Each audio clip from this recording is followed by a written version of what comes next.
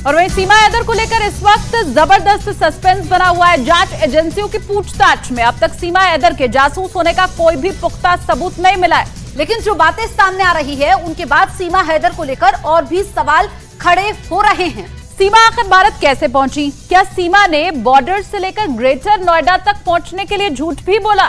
सीमा ने अपनी सच्चाई क्यों छिपाई? क्यों सीमा का फर्जी आधार कार्ड बनवाया गया? और सबसे बड़ा सवाल कि क्या भारत की नागरिकता पाने के लिए सीमा ने सचिन को मोहरा तो नहीं बनाया? पूरी डिटेल एक रिपोर्ट में आपको हम दिखाते हैं।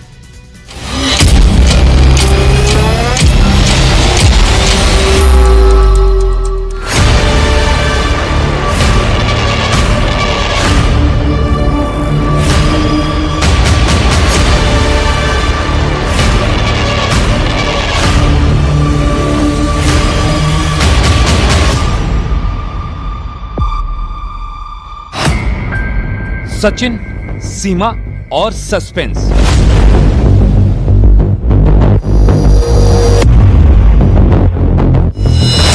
सीमा ने क्यों छिपाई पहचान?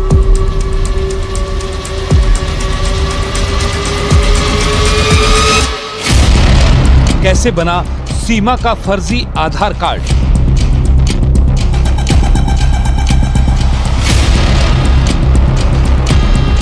सीमा हैदर के कितने मददगार?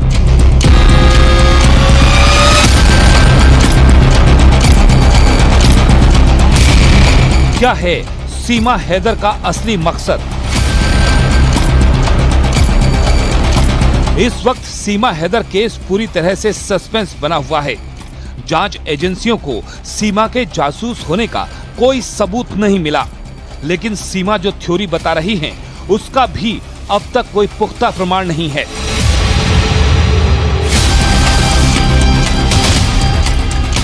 खुफिया एजेंसियों के सूत्रों के हवाले से खबर है कि सीमा हैदर भारत की नागरिकता पाने के लिए पाकिस्तान से आई हैं, जिसके लिए सीमा हैदर ने सचिन को मोहरा बनाया।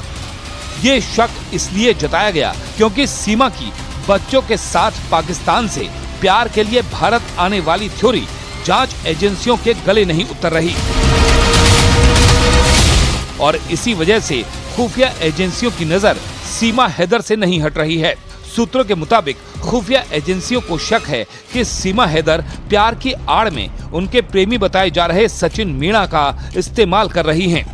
सूत्र ये भी बताते हैं कि भारत की नागरिकता पाने के लिए सीमा ने सचिन को मोहरा बनाया ताकि भविष्य में उन्हें भारत में रहने में किसी तरह की कोई परेशानी न हो।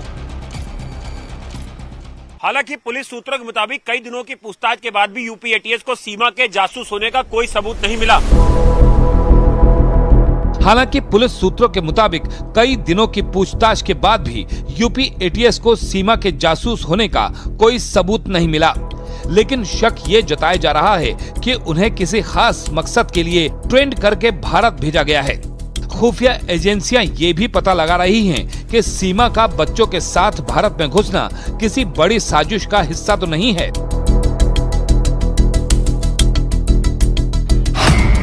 सूत्रों के मुताबिक महिला सीमा गुलाम हैदर ने पाकिस्तान में रहकर भारत आने की पूरी रिसर्च की थी। उसने नेपाल से भारत जाने वाले कुल 8 बॉर्डर के बारे में पूरी जानकारी जुटाई ताकि उसे पता लग सके कि किस बॉर्डर पर कितनी चेकिंग होती है और भारत नेपाल के मौजूदा वक्त में रिश्ते कैसे हैं। कहीं सरहद पर चेकिंग अभियान तेज तो नहीं। जांच एजेंसियों की पूछताछ में ये बात साफ हो चुकी है कि सीमा हैदर बेहद ही शातिर दिमाग की है। भले ही एजेंसियों को सीमा के जासूस होने का अब तक कोई सबूत नहीं मिला हो, लेकिन शक की सुई अब भी सीमा हैदर के इर्द गिर्द घूम रही है, क्योंकि सीमा गुलाम हैदर को भारत नेपाल की सरहद पर एसएसबी के होने की जानकारी थी। सीमा पहले सुनोली बॉर्डर से होकर भारत में दाखिल होना चाहती थी, लेकिन दावा है कि किसी तीसरे शख्स ने इस बॉर्डर पर ज्यादा खतरा होने का हवाला देकर उन्हें उस बॉर्डर को क्रॉस न करने की सलाह दी थी।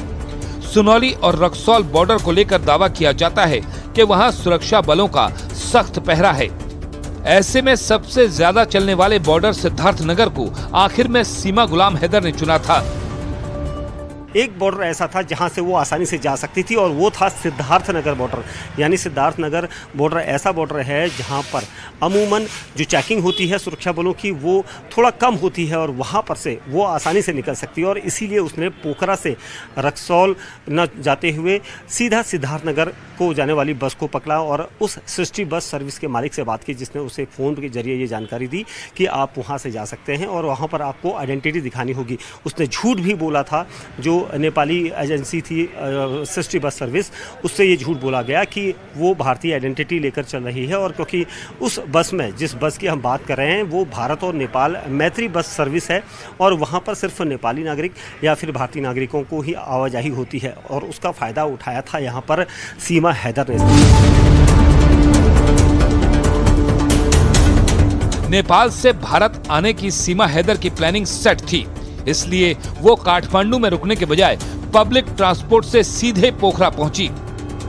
पोखरा में फर्जी आईडी पर कमरा लेकर रात बिताई और इसके बाद वो मिशन बॉर्डर एंट्री में लग गई और भारत में दाखिल होकर सचिन मीणा के घर तक पहुंच गई। खास बात यह है कि जब सीमा से उनकी पहचान पूछी गई तो उन्होंने अपनी ससुराल ग्रेटर नोएडा में होने का दावा किया, इसलिए किसी को उन पर शक नहीं हुआ।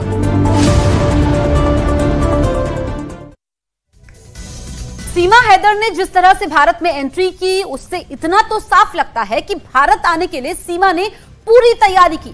सीमा हैदर के पास नेपाल और भारत के बॉर्डर की एक एक जानकारी थी। सीमा को यह पता था कि कहां उन्हें रोका जा सकता है और कहां से वो सुरक्षित भारत के अंदर दाखिल हो सकती हैं। अब तक आपने जो रिपोर्ट देखी, अब आपको उसका अगला हिस्सा हम दिखाते हैं। सीमा हैदर मामले की पड़ताल के दौरान न्यूज 18 की टीम ने भारत नेपाल मैत्री बस सेवा के एक अधिकारी से बात की, जिन्होंने सीमा हैदर के भारत में अवैध तरीके से दाखिल होने पर जांच की मांग की। उन्होंने ये भी शक जताया कि सीमा ने किसी की मदद से बॉर्डर पार किया होगा, जिसे इस बात की पूरी जानकारी होगी कि किस बॉर्डर पर कितनी चेकिंग होती है।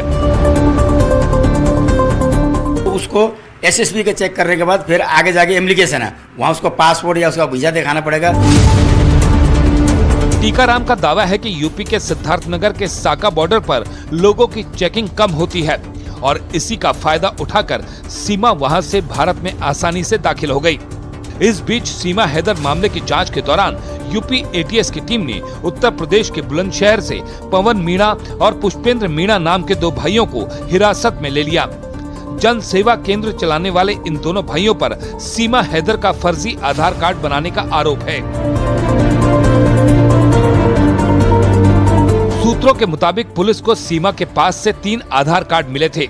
आरोप है कि आधार कार्ड बनवाने के लिए फर्जी दस्तावेज का इस्तेमाल किया गया। पुलिस की एफआईआर के मुताबिक करीब 1.5 महीने तक सीमा हैदर रबूपुरा में सचिन के साथ किराए के एक मकान में रही।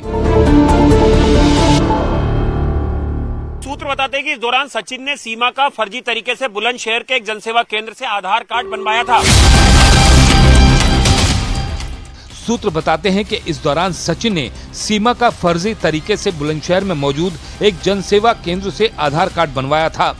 आरोप है कि जनसेवा केंद्र चलाने वाले पुष्पेंद्र और पवन ने सचिन मीणा के आधार कार्ड और दूसरे दस्तावेजों में छेड़छाड़ की थी। इसका पता चलते ही यूपी एटीएस की टीम ने जन सेवा केंद्र चलाने वाले पुष्पेंद्र और पवन को हिरासत में ले लिया। कुल मिलाकर सीमा की पूरी थ्योरी सस्पेंस से घिरी हुई है, जिस पर जांच एजेंसियों को बिल्कुल भी यकीन नहीं हो रहा।